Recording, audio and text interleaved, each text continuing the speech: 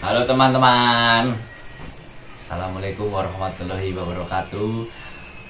Perkenalkan, nama saya Faisal Hardoko, NIM I1E022041. Jadi di sini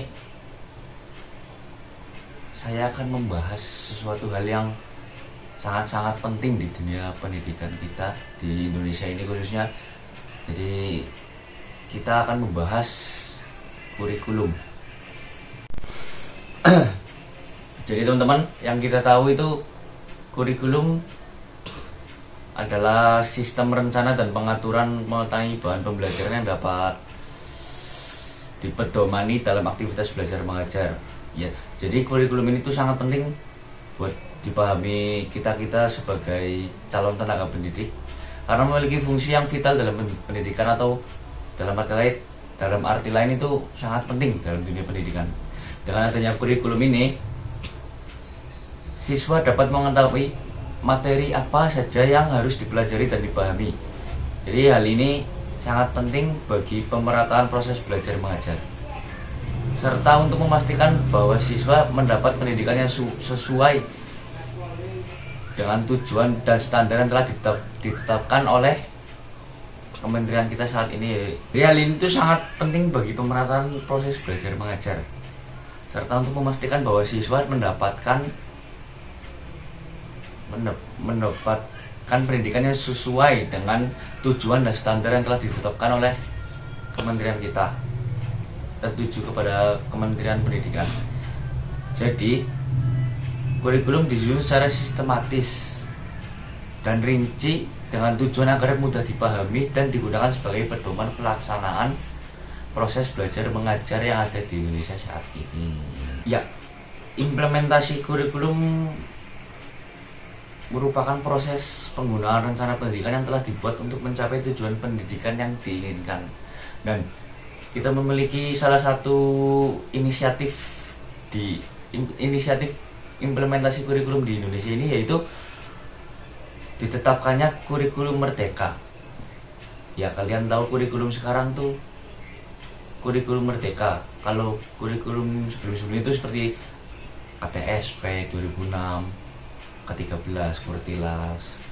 Ya, jadi kurikulum merdeka ini merupakan sebuah inisiatif untuk memperbaiki pendidikan Indonesia ke arah yang lebih baik. Hampir 70% satuan pendidikan di Indonesia telah menerapkan kurikulum merdeka ini.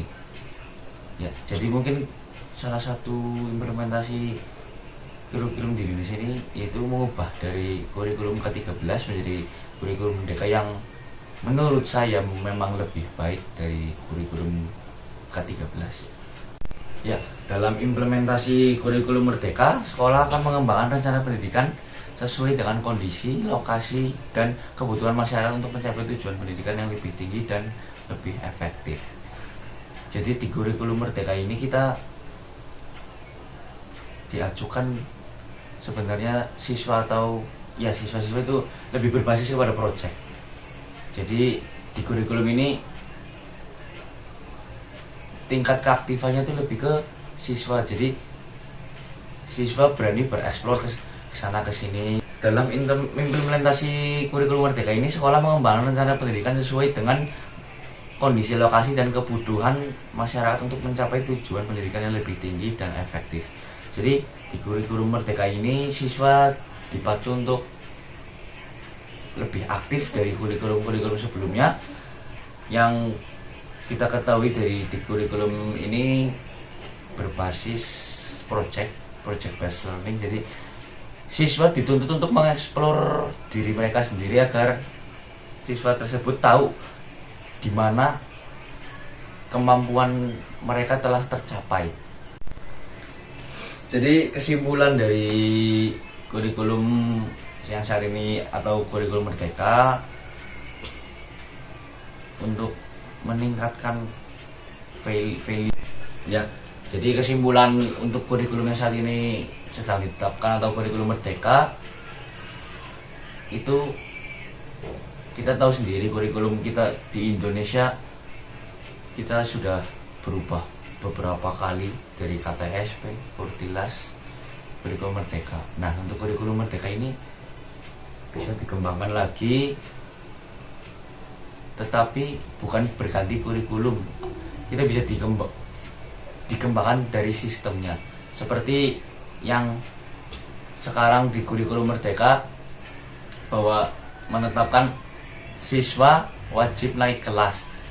Jadi sebenarnya untuk siswa wajib naik kelas itu saya kurang setuju, dikarenakan jika memang nilai atau kualitas dari siswa tersebut belum mumpuni untuk menaiki kelas tersebut, itu sebenarnya rada aneh ya.